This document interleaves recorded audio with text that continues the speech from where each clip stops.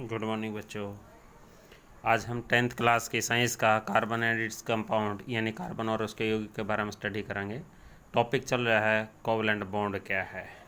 तो कई बार इससे पहले छोटा सा डेफिनेशन बॉन्ड की यानी आबंध की पता होना चाहिए। ठीक है, आबंध क्या है यानी बॉन्ड क्या है। तो अब बात चल पड़ी कि बॉन्ड क्या है। देखो, एक एलिमेंट है, दूसरा एलिमेंट है, इनके बीच में कोई ना कोई फोर्स ऑफ अट्रैक्शन होगा जिसको क्या कहते हैं, बॉन्ड। ठीक है, तो क्या कहते हैं कि बॉन्ड क्या है, it is the force of attraction. ठीक है, फोर्स ऑफ अट्रैक्शन। ठीक है नहीं, तो force of attraction between the to atom यानी दो एटम जिस फोर्स के कारण आपस में अटैच रहते हैं, अट्रैक्ट रहते हैं, उसको क्या बोलते हैं, आबंध। यानी दो एलिमेंट भी कैसे कहाँ इसको, तो दो तत्वों के बीच लगने वाले आकर्षण बल को आबंध कहते हैं। ठीक है, आबंध कहते हैं। तो अब बात चल पड़ी कोवलेंट बॉन्ड क्या है, सहसंयोजी आबंध क्या है। ठीक है, सहसंयोजी आबंध क्या है। तो सहसंयोजी आबंध होता क्या है यानी कि कोवलेंट बॉन्ड क्या है। अब अपने को ये पता होना चाहिए कि कोवलेंट बॉन्ड क्या है। तो बात चल पड़ी, कहते कि दो एलिमेंट के बीच में, कहते कि एक इलेक्ट्रॉन इसका आपस में इलेक्ट्रॉन के शेयरिंग के द्वारा कहता है जो बॉन्ड बनता है। ठीक है, तो उसको क्या बोलते हैं, कोवलेंट बॉन्ड यानी सहसंयोजी आबंध। कहते हैं कि it is covalent bond are formed या it is formed between the two or more atom या एलिमेंट या एटम भी कैसे कहाँ, by it is formed between the two or more element by sharing of electrons. ठीक है, यानी कि दो या दो से अधिक तत्वों के बीच इलेक्ट्रॉन की साझेदारी के द्वारा जो आबंध बनता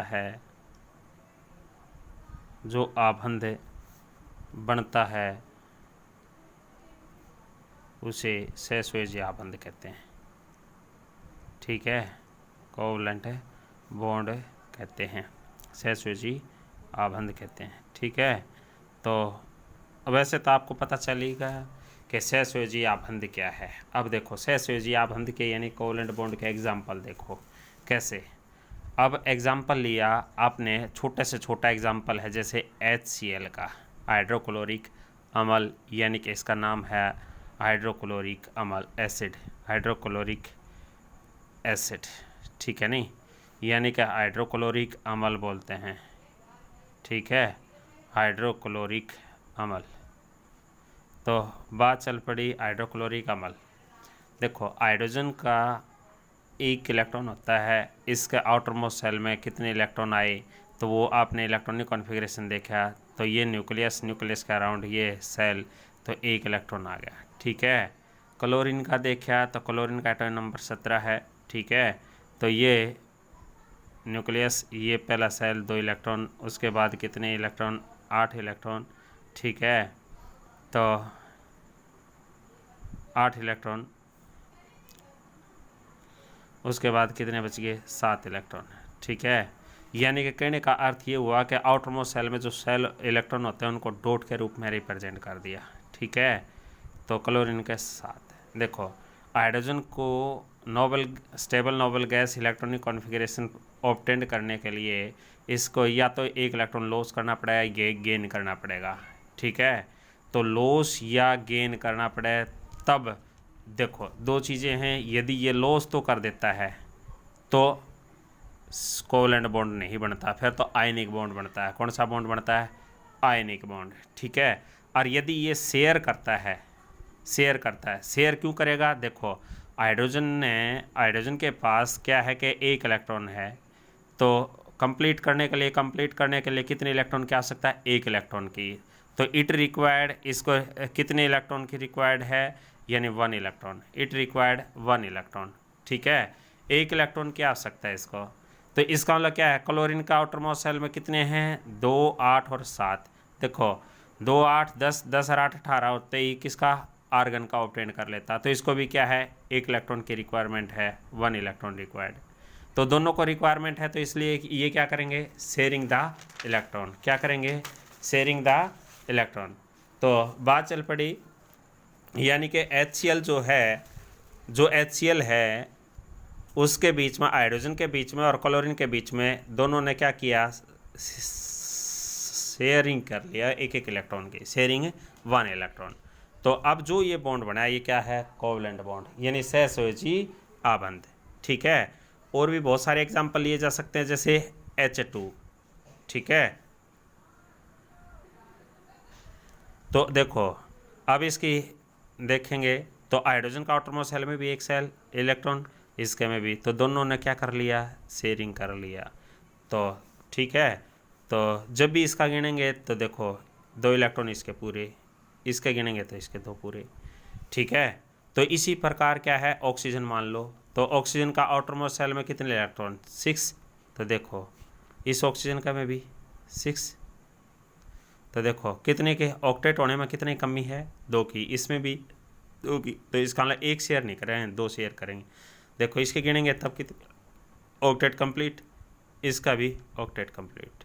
तो एलिमेंट रिक्वायर्ड क्या है? Required the electron to complete their octet या डबलेट, ठीक है। जैसे नाइट्रोजन की बात करते हैं तो नाइट्रोजन का आउटरमोस्ट शेल में 5 इलेक्ट्रॉन होते हैं, तो दूसरा भी नाइट्रोजन है उसका में 5 हैं। अब देखो 8 होने में 3 की इलेक्ट्रॉन, इसमें भी 8 होने में 3 इलेक्ट्रॉन, तो 3 शेयर कर दिए, ठीक है। तो कोवलेंट बॉन्ड क्या बनता है? कोवलेंट बॉन्ड, ठीक है। जो हमने ये दिखाया है, ठीक है, तो जो इसको क्या बोलते हैं? Dot structure. क्या बोलते हैं? डॉट स्ट्रक्चर, ठीक है, यानी बिंदु संरचना। बिंदु संरचना है क्या? अब आपको पता होना चाहिए, ठीक है नहीं? तो क्या कहते हैं? इट इज़ द स्ट्रक्चर या it is the representation PRESENT representation of कौन से इलेक्ट्रॉन? या तो वैलेंस इलेक्ट्रॉन बोलते हैं, ठीक है, representation of valence electron. It is the representation of valence electron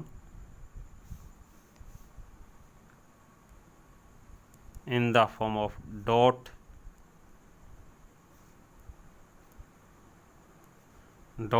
or cross around the symbol of atom, ठीक है, सिंबल ऑफ एलिमेंट भी कहा जा सकता है। यानी कि बिंदु संरचना क्या है? किसी तत्व के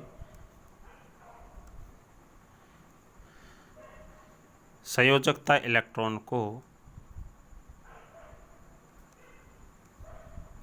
को उसके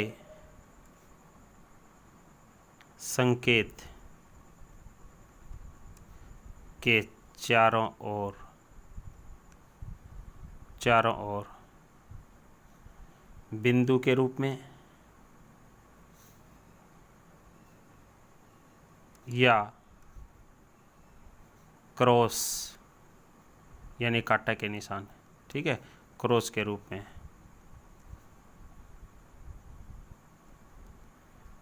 प्रदर्शित करना।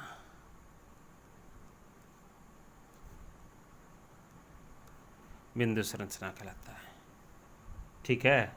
तो देखो किसी की भी कार्बन है, जैसे कार्बन का देखो 6 होता है, 2 और 4, तो कार्बन का अराउंड के है 4 डॉट दिखा दिए, तो ये डॉट स्ट्रक्चर कहला होगा। ऑक्सीजन का 8 है, जैसे 2 और 6, तो ऑक्सीजन का अराउंड कितने इलेक्ट्रॉन दिखा दिए, 6 डॉट की फॉर्म में। देखो जैसे फ्लोरीन है, फ्लोरीन का 9, 2 और 7, तो फ्लोरीन का अराउंड कितने इलेक्ट्रॉन दिखाने हैं आपने, 7। ठीक है। और देखिए जैसे बात चल पड़ी नाइट्रोजन की, सोडियम की, सोडियम का 11, तो 2, 8 और 1, यानी सोडियम का अराउंड कितने इलेक्ट्रॉन दिखाए जाएंगे, 1। ठीक है। देखो आपने पढ़ा फास्फोरस है, जैसे 15, 2, 8 और 5, तो फास्फोरस का अराउंड कितने इलेक्ट्रॉन दिखाने पड़ेंगे आपने, 5। ठीक है। जैसे कैल्शियम है, तो कैल्शियम का 20, तो 2, 8, 8 और 2, तो कैल्शियम का अराउंड कितने दिखा दिए, 2। ठीक है। तो डॉट स्ट्रक्चर भी आपने याद रखना है।